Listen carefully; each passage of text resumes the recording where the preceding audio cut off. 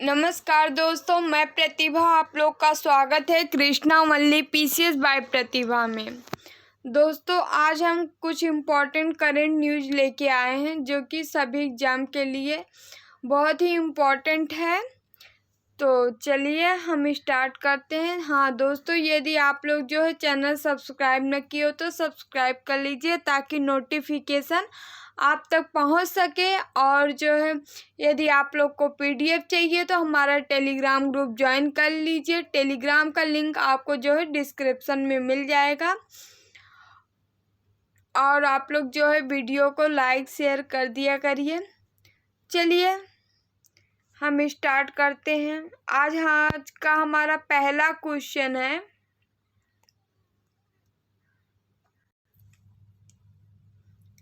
संयुक्त राष्ट्र की सुरक्षा परिषद में अल्बानिया, ब्राज़ील, गैबान, घाना और यूएई को यूएनएससी के लिए चुना गया अस्थायी सदस्य के तौर पर। किसे किसे? तो अल्बानिया, ब्राज़ील, गैबान, घाना और यूएई को।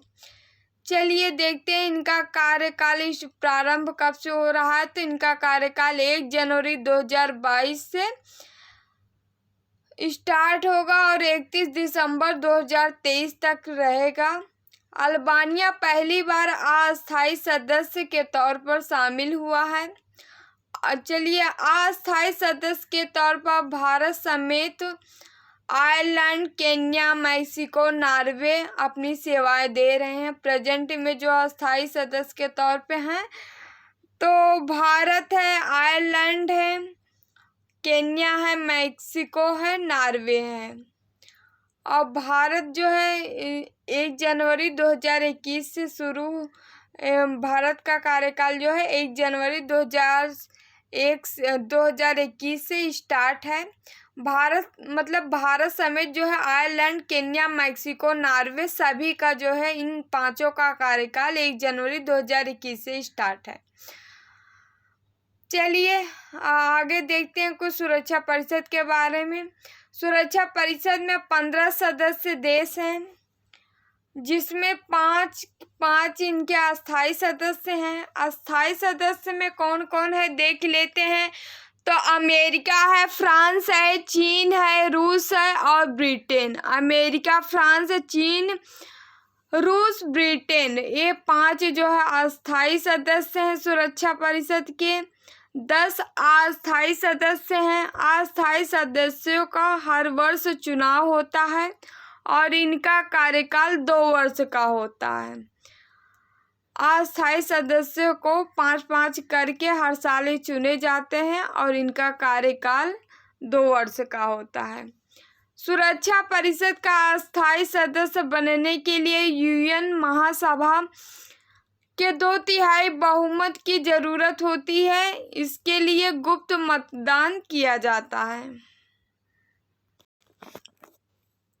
अगला क्वेश्चन देखते हैं। न्यूजीलैंड दुनिया का पहला लकड़ी से बना उपग्रह लॉन्च करेगा। उपग्रह का नाम क्या है? तो वीसाउडसैट है। वीसाउडसैट है। लॉन्च करेगी जो है यूरोपीय अंतरिक्ष एजेंसी ईएसए। और जो है वीसाउडसैट के बारे में देख लेते हैं। तो वीसाउडसैट के बारे में अंतरिक्ष यान संरचनाओं में प्लाईवुड जैसी लकड़ी की सामग्री के उपयोग का परीक्षण के लिए इसे लॉन्च किया जाएगा। आगे देखते हैं यूएन ट्रेड फोरम 2021 के बारे में, यूनाइटेड नेशन ट्रेड फोरम के बारे में। इसका आयोजन में जो है हमारे केंद्रीय मंत्री पीयूष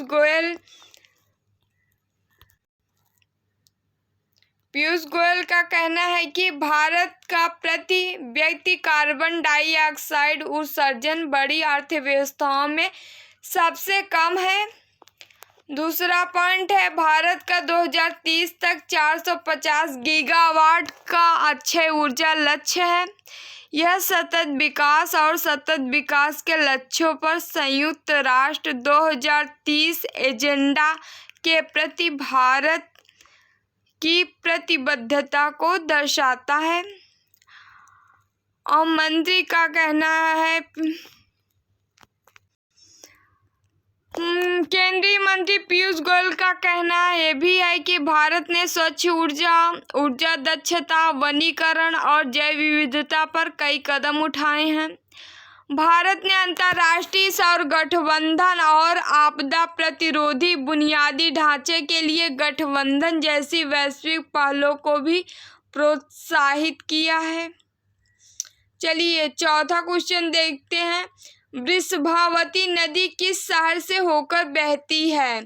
तो बेंगलुरु कर्नाटक से होकर बहती है। वसवनगुडी के वृषभ मंदिर के झरने से इसका उद्गम हुआ है। वसवनगुडी के वृषभ मंदिर मतलब बुल टेम्पल के झरने से इसका जो है उद्गम हुआ है वृषभावती नदी का। यह अकरावती नदी की सहायक नदी है। वृषभावती जो है अकरावती की सहायक नदी है और अकरावती जो है कावेरी की सहायक नदी है। कावेरी की सहायक अकरावती है, अकरावती की सहायक जो है वृषभावती नदी है। सीवेज और कचरे से यह नदी प्रदूषित हो गई है। कर्नाटक उच्च न्यायालय ने राज्य सरकार को वृषभावती नदी के सर्वेक्षण का आदेश दिया है। इसी कारण यह जो है करंट में रही है वृषभावती नदी।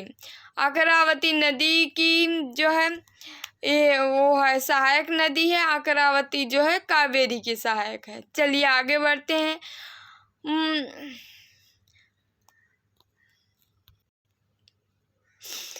मायून द्वीप के बारे में थोड़ा सा कुछ देखते हैं। मायून द्वीप कहाँ स्थित है? तो ये बाबा अल मंदेब जल संधि में स्थित है। मायून द्वीप जो है बाबा अल मंदेब जल संधि में स्थित है। यह एक ज्वालामुखी द्वीप है। द्वीप पर संयुक्त अरब अमीरात ने एयरबेस का निर्माण किया है। यह द्वीप लाल सागर का प्रवेश द्वार है। यह शिपमेंट और वाणिज्यिक कार्गो के लिए दुनिया के महत्वपूर्ण समुद्री चेक पॉइंट्स में से एक है। चलिए कुछ इम्पोर्टेंट पॉइंट थे जो हमने देखे। चलिए अब छठा क्वेश्चन देखते हैं। विश्व मरुस्थलीकरण और सूखा रोकथाम दिवस मनाया जाता है 17 जून को। मरुस्थलीकरण भारत की प्रमुख समस्या है। करीब 30% जमीन का मरुस्थल में बदल जाना है। भारत की करीब 30% जमीन जो है मरुस्थल में बदल गई है। इसमें जो है 82% हिस्सा केवल 8 राज्यों का है, जिसमें राजस्थान, महाराष्ट्र, गुजरात, जम्मू कश्मीर, कर्नाटक, झारखंड, उड़ीसा, मध्य प्रदेश और तेलंगाना है। 2021 में यह दिवस बेकार पड़ी भूमि को स्वस्थ भूमि में बदलने के उद्देश्य के साथ मनाया जा रहा है। 2021 में यह दिवस जो है बेकार पड़ी भूमि को स्वस्थ भूमि में बदलने के उद्देश्य के साथ मनाया जा रहा है। उसके बाद चलिए अगला क्वेश्चन। 7वां क्वेश्चन है हमारा। डीप ओशन मिशन के लॉन्च की घोषणा भारत ने की है। डीप ओशन मिशन के लॉन्च करने की घोषणा कौन किया है? तो भारत ने किया है। उद्देश्य इसका जो है गहरे समुद्र में संसाधनों का पता लगाना है, साथ ही महासागरीय संसाधनों का सतत उपयोग करने, गहरे समुद्र के लिए उपयोगी प्रौद्योगिकी को विकसित करना है। अभियान चरणबद्ध तरीके से लागू होगा। पहला चरण जो है 2021 से 2024 तक होगा, जो कि 3 वर्षों के लिए है। पृथ्वी विज्ञान मंत्रालय अभियान की लागू करने के लिए एक नोडल मंत्रालय होगा। पृथ्वी विज्ञान मंत्रालय अभियान को लागू करने के लिए एक नोडल मंत्रालय होगा। चलिए अगला क्वेश्चन देखते हैं। 8वां है सेरन द्वीप कहाँ स्थित है? तो सेरन द्वीप जो है इंडोनेशिया में स्थित है। अभी करंट में रहा है सेरम द्वीप। यहाँ देख लेते हैं कुछ इम्पोर्टेंट पॉइंट। पूर्वी इंडोनेशिया में 5.8 तीव्रता के भूकंप के कारण यह चर्चा में है। इंडोनेशिया एक विशाल द्वीप समूह है जो अक्सर भूकंप, ज्वालामुखी विस्फोट और सुनामी से प्रभावित होता है। यह रिंग ऑफ फायर यानी ज्वालामुखियों वाले क्षेत्र में स्थित है। क्रिस्टियानो, नवा क्वेश्चन देखते हैं। क्रिस्टियानो रोनाल्डो का संबंध किस क्षेत्र से है? तो फुटबॉल से है। रोनाल्डो जो है पुर्तगाल के रहने वाले हैं, पुर्तगाली हैं। वे पेय पदार्थ की दिग्गज कंपनी कोको कोला कंट्रोवर्सी के चलते जो है सोशल मीडिया में छाए हुए हैं। क्रिस्टियानो रोनाल्डो कहाँ के हैं? तो पुर्तगाल के हैं। और संबंध इनका किससे है? तो फुटबॉल से है। ये याद रखिएगा आप लोग। 10वां क्वेश्चन है, लद्दाख कोल्ड डेजर्ट हिमालय पर्वतमाला का एक हिस्सा है जो कि करंट में रहा है। लद्दाख कोल्ड डेजर्ट जो है हिमालय पर्वतमाला का एक हिस्सा है। आगे देखते हैं। 11वां क्वेश्चन है हमारा, रणथंभौर किला कहाँ है? तो राजस्थान में है रणथंभौर किला। यह किला रणथंभौर राष्ट्रीय उद्यान में स्थित है। किले को यूनेस्को की विश्व धरोहर स्थल के रूप में मान्यता प्राप्त है।